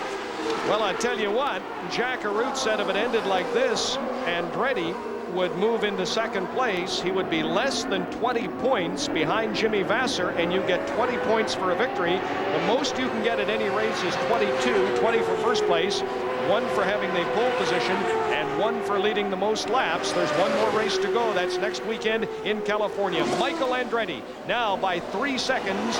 There's the 2nd place car. That's Bobby Rahal, 3 seconds back. There's the 3rd place car. That's Christian Fittipaldi. And behind Christian Fittipaldi will come Adrian Fernandez. That's the 4th place car, followed by Brian Herta goes through, and then Gilles de Ferran and Al Unser Jr. Yes, and you know, after all the points deal that you give us and tell us what all the chances are for this and that and the other, who's worrying the most? Jimmy Vasser. No matter what, he can't seem to get far enough ahead to keep it from going down to the last race. That really worries. That makes ulcers grow sometimes. Here's Adrian Fernandez. He's a native of Mexico City and running 4th. Adrian Fernandez makes his North American home in Bloomfield Hills, Michigan. That's in suburban Detroit. And of course, he won the race in Toronto. There's Brian Herta, who's 5th, followed by Gilles de Ferran, Al Unser Jr., and Jimmy Vasser. The points leader is currently running in 7th place. Adrian Fernandez right there in the Mexican colored car that goes by, the Tecate car. That's Steve Horn. He's the big reason for that car going so fast besides the driver. Steve Horn, in my opinion, runs one of the nicest teams that I've ever seen in motor racing. He's slow and easy, but he's very thorough and super, super smart. Bobby Unser, the 7th year we've worked as a team here in Vancouver, and this is by far and away one of the cleanest and one of the most exciting races we've seen. It should be a tremendous finish with Bobby Rahal within striking distance of Michael Andretti, and right behind Rahal come Fittipaldi, Fernandez, Herta, Gilles de Ferran, and Al Unser Jr. And speaking of Michael Andretti, across the start-finish line, on board with the race leader, and if you're just joining us, this is the shot that Bobby Unser says most shows what a driver sees when he's racing. Now, you want to see what it looks like at 190 miles an hour? That's it. And here's Rahal. It looks good, too, but nothing is as good as Michael's. His camera is on the roll bar right up behind him. Rahal's, of course, is down a bit further to the right. Here's another one that's Christian Fittipaldi's. It's right up on top of the roll bar, just exactly like Michael's is. Now, that's what a driver sees going through that chicane. Now, here, whoop. Anyway, I was going to show you what it looked like going under the tunnels. It's kind of dark in there. Well, we had a chance to see shots from the first 3 cars. Great job by our producer, Lawrence Kimber, and directors Jim Marshall and Chris Elias. When we get on the next straightaway, we will do it one more time. Al Unser Jr., I'm not sure if he banged a wheel or something came out of the engine. Al Unser Jr. with a puff of smoke is running 7th. But what we're going to do on the next straightaway is take you on board. Now you're on board with Michael Andretti. He is the race leader. You're on board with Bobby Rahal, who's running 2nd. There's Andretti just going through in front of him. And Now you're on board with Christian Fittipaldi, who's third. Let's see if he can see Bobby Rahal. No, Rahal is out of sight. He does not have Rahal in view. The use of pose, it looks like CBC tried to plan who had these cameras or tried to arrange this race. First, second, and third, all of our cameras on there. Well, I tell you, a great job by our production crew, the technical people, the production people working here in Vancouver. There's Brian Herta. Now you're on board with Jimmy Vasser as Vasser is chasing Brian Herta. Vasser is currently 8th, Herta is 7th, and Al Unser Jr. has moved up to 6th. That should be a tremendous finish here in Vancouver. We have one more break, and then we'll wrap up the race as you watch live coverage of the 1996 Molson Indy, part of the Players World Team of Racing on CBC. Vancouver, the race leader, Michael Andretti, completing 87 of 100 laps, followed by Rahal, Fittipaldi. Fernandez won in Toronto. Mark Blundell, a bit of a surprise, but the big surprise for Canadian fans is Scott Goodyear, the lone Canadian still running. There's Bobby Rahal, who is running second. And let's see, look at the gap from Rahal to Christian Fittipaldi, who is third. There is Brian Herta. Brian Herta is now in 7th, followed by Jimmy Vasser, the overall points leader. If I can bring in Jack Arute. Jack, with just over 10 laps remaining here in Vancouver, what does the fuel story look like? Well, it's still a little iffy down here in Michael Andretti's pit, but behind me, Lee White is constantly charting. I asked him if he thought that they could go the distance now. He feels a little more, well, he feels a little better inside. He says, yeah, I think we can go. That full course yellow turned the trick for them, Ken. And Jack, not a concern for Bobby Rahal whatsoever. They took on full fuel earlier when Little Al didn't, and since then they've been fine. They're telling Bobby, just run hard. You're okay, go for it. Bob, Brian? All right, well, now that means that 2 of them, we think, well, one of them, that's Ken's man, Bobby Rahal, we think he's going to make it for sure. They're not too sure about Michael. Roger Penske with Little Al, I feel pretty sure with him that he's going to be all right. Jimmy Vasser, the guy right here that we're on board with now, has the biggest worry. He'd like Michael, of course, to fall out. He would like Little Al to fall out so he could have his championship guaranteed. They, of course, would like to see him park, wouldn't they, Brian? They sure would, and if it stays like this, on board with Vasser, who's running 8th, if it finishes like this, Michael Andretti, whom you're looking at right there in the Kmart car number 6 winning, it will all be decided 1 week from today in Laguna Seca, California. And Michael Andretti has already scored 1 more point today. He has led the most laps so far. And sometimes that 1 point is one big thing. The championships get down so close. There's Michael passing that car. He had to go underneath him. That was a lap car right there he's going by. And it just shows you again with that beautiful in-car shot that we had, the in-car shot that we have there. But just think, sometimes it goes down to where 1 point, it could be worth, what, $2 or $3 million? It could happen, you know. Michael passing the Delco car. That's Davy Jones driving for a friend of yours. Red Gallus of Albuquerque, a very close friend of mine. Guy that Little Al used to drive for, incidentally. That's Adrian Fernandez. Adrian Fernandez is currently running 4th. Hey, you talked about Little Al. Let's watch this. That's Adrian Fernandez at the end of Pacific Boulevard. Oh, my. That right behind him is DeFerrin. So now watch, he has to go. 4th. And Fernandez had to go way around, make a long lap around that runoff area, which really cost him a bunch right there. And that means Gilles DeFerrin has moved up. There's Brian Herta. Brian Herta pursued by Jimmy Vasser. And right now, let's go down to Ken Daniels, who's standing by with Rick Mears. Kenny? Yeah, in the Penske pit, and we wondered, Rick, about Little Al's pit strategy. Was it a mistake, not full fuel when he passed Bobby Rahal and then having to come back later, which dropped him back in the pack? Was there any error made in pit strategy? No, at the end of that yellow, we were hoping that, we decided to come in and top up with fuel, which would get us to the end. And we figured the other guys were going to have to make one more stop.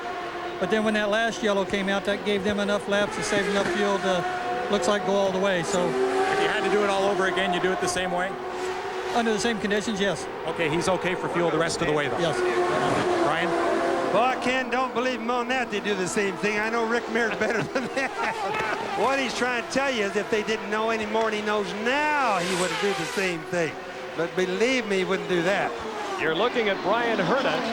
in the shell car as they come through turn 10 onto the start-finish straightaway, followed by Jimmy Vasser. Herta is running 6th, and Vasser is running 7th. Michael Andretti's the race leader, and Michael Andretti can really make a race out of this Drivers' Championship should he win here today and Vasser stay down in 7th place. It would all be decided 1 week from today in California. You can see how slippery the track is when you see, like with Vasser right there in the red car, locking up his brakes going in, smoking his tires. You can tell that means the track is slippery, the tires are hot, there's not a lot of traction left. That's the reason they don't do as much attempting at passing right now as they do earlier on or after they changed the tires. The track is slippery, the tires are slippery. The race leader is Michael Andretti. Andretti's lead is now, there's Andretti, the lead is 3.4 seconds, and that is Robbie Gordon with PJ Jones, and boy, that's where Jones had the trouble earlier with Zanardi in turn 10. So it's Michael Andretti, his lead now 5 seconds over Bobby Rahal. There's PJ Jones driving for Dan Gurney, and PJ Jones is currently running in 13th place. I think one of the nicest things for Toyota, even though they're not way up in the race, they haven't been competitive here. They are more competitive than they've been in the past, and so far the engines have run all day long without any problems. That means that they're making a lot of gains. For a while they've even had engine problems, but remember, Honda's first year looked like a disaster. Bobby Rahal pursued by Christian Fittipaldi. There's Rahal running 2nd. There's Fittipaldi running 3rd, and Gilles de Ferran in the yellow car has yet to cross the finish line. De Ferran now just crossing the finish line, pursued by Al Unser Jr., who's running in 5th place. So the top 5, we run them down. Michael Andretti, Bobby Rahal, Christian Fittipaldi. This man, De Ferran, is 4th. Al Unser Jr. is 5th. There's Brian Herta, who's running 6th. And right behind him is Jimmy Vasser, who is 7th. Adrian Fernandez, they list is running 8th, but I believe he's dropped down to 10th place. On board now with Jimmy Vasser. You wouldn't think that Jimmy Vasser would be trying so hard because he's in a point steal. You wouldn't think he'd be trying so hard to pass. But boy, he's working it hard. He's not going to give. He'd pass that Herta now no matter what it took. Vasser had hoped here in Vancouver today to wrap up the PPG IndyCar Drivers title. Barring something unforeseen, that will not happen, as Michael Andretti will remain very much in the picture, as will Al Unser Jr., who is but 2 places ahead of the man you're watching, Jimmy Vasser, as Jimmy Vasser chases Brian Herta. Brian Herta, the 26-year-old teammate of this man, Bobby Rahal. There's the 3rd place car, Christian Fittipaldi.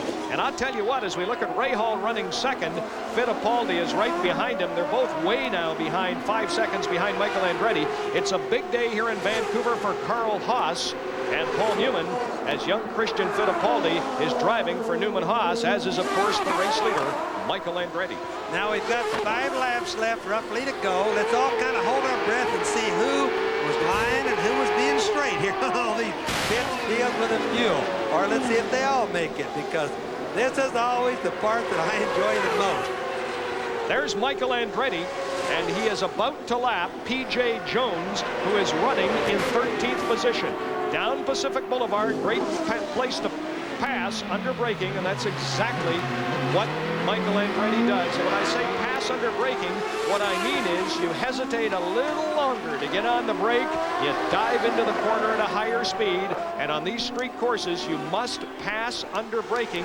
There are no long, fast areas on which to pass. No, and PJ did really well. He got over and didn't give him overabundance amount of room, but he gave him plenty of room. He was very thoughtful over that, realizing, of course, he didn't want any more incidents like it happened earlier. I said yesterday, I'm not sure it's an oxymoron, but a contradiction, passing under braking. But Bobby Unser, as you explained, on these street courses, that's exactly what you have to do. No, and you have to be very brave to pass under braking. It's where the passing is. And a lot of times when you see a guy follow a guy for a long time and nothing happens, and all of a sudden his Zappo, he goes into the turn deeper.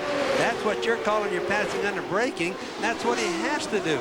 And there's Michael right now, going down in, no problems, doing really well past PJ. Michael has slowed down a little bit too, trying to guarantee his position a little bit, but That's the place to pass on road circuits. In fact, I think that's the part that makes the racing the best on road circuits. They've completed 96 of 100 laps. The lead is now 3.87 seconds.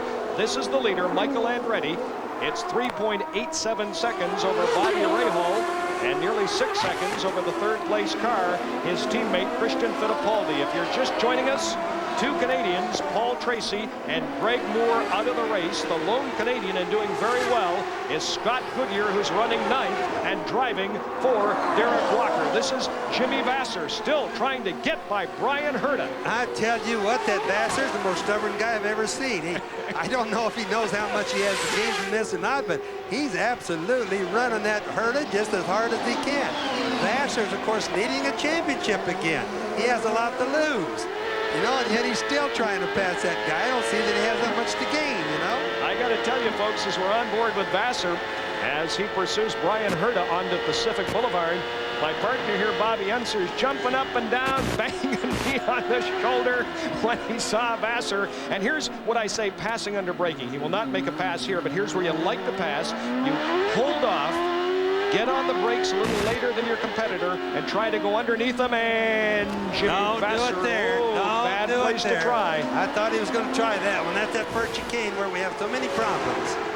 Too many problems there, but Vasser is still trying to get by him. I'm telling you, when they come down for the checkered flag, he's still going to be doing it. It might just be a stubbornness thing that's hitting now, Brian. Brian Herta and Jimmy Vasser, the best fight on the race course right now. There's the race leader, though, Michael Andretti. Michael Andretti has won 4 times this year. Michael won in Nazareth, he won in Milwaukee, he won in Detroit, and he also won 2 weeks ago in that bumper car show at Road America in Wisconsin. So Michael Andretti could win for the 5th time, and Bobby, he could win for the 3rd time here in Vancouver. This is the 7th year for the Vancouver Molson Indy. And remember, Al Unser Jr. has won 4 times, and Michael Andretti has won twice. Well, I think he's going to. That's Johnstone he's trying to get by.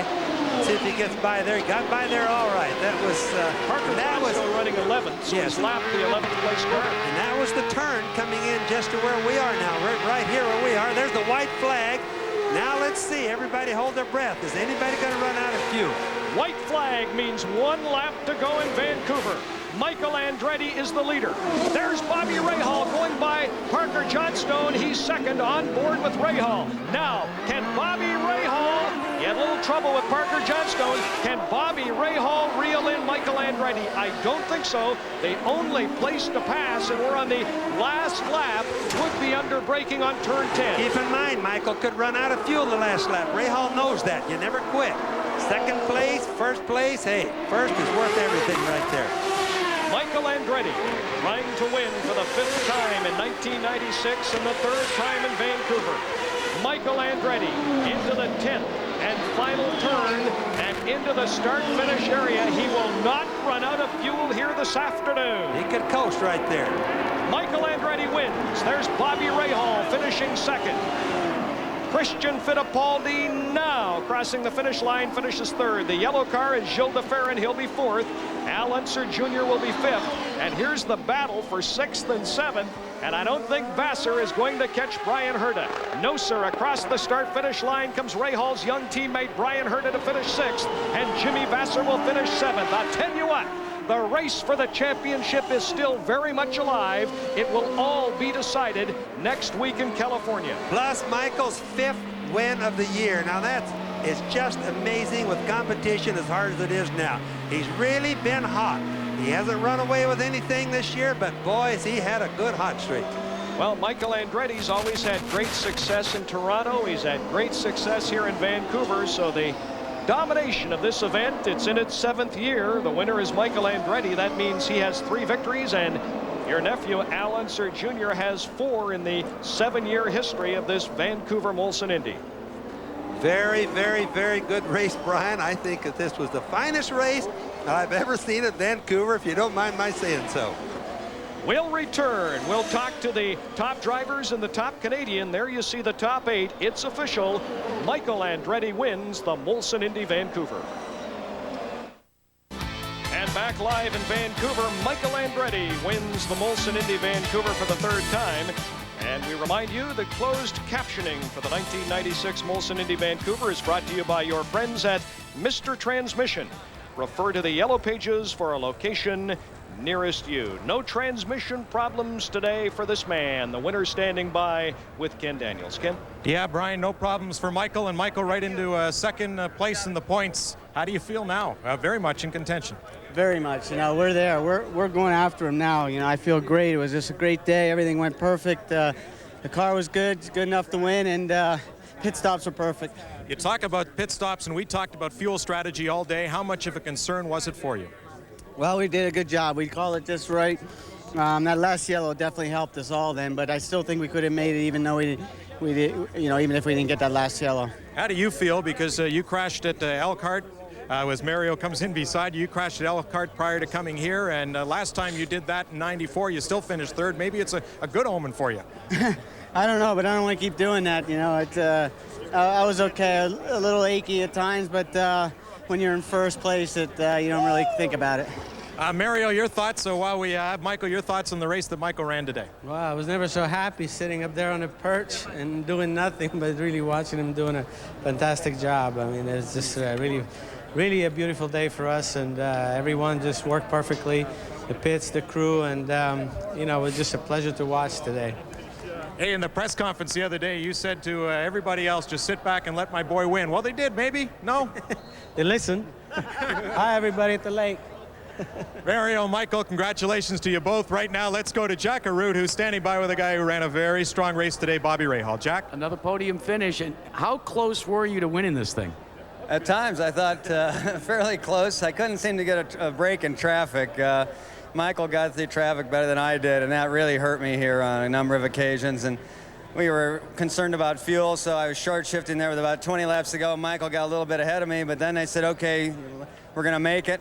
I think we had 0.3 of a gallon at the end there, so it was still close even then, but I tried to run him down, got close, and then just got held up again a little bit, and that's all Michael needed.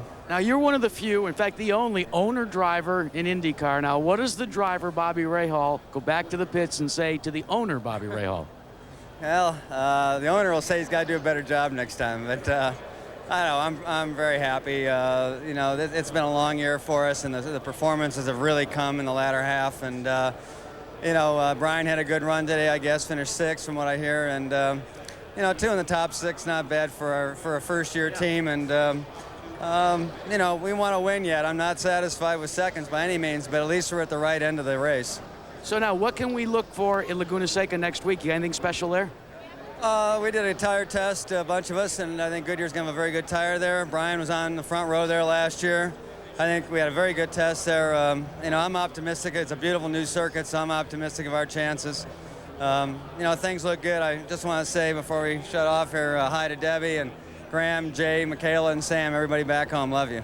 We've heard from first, we've heard from second. Now we're going to hear from third. Ken? Thank you, Jack. And the third podium finish this year for Christian Fittipaldi. He was second earlier and now finishes third. Christian, great day today for you and a great day for Newman Haas. Tell me about it. Yeah, I think it was a great day for the team. Michael really drove very well. It was a hard day for me in the office because I started 14th, so I had to work my way around a couple of cars, make sure that my nose was clean all the time, and go for the finish. The car worked throughout the whole race, and I'm very happy. We just had some small problems yesterday in the time trials. That's why I started way behind, but apart from that, I'm very happy, and the team did a great job. Yeah, and even though you and Michael are on the same team, I know you all run your own race, but you knew that if Michael could get up into position here, which he is, he's still got a shot at the Drivers' Championship. Oh, yeah, I think we're going to work well together, and if I can help Michael, I'll definitely do that, because if one day he can help me, I think he's going to do the same to me. I think we have a lot of respect among each other in the team, and we work pretty well together. Christian, thank you. Thanks. Christian Fittipaldi, back to Brian. So it's official. Michael Andretti, Bobby Rahal, and Christian Fittipaldi, the top 3, the top Canadians. Scott Goodyear was 9th. The Molson Indy Vancouver, more after this.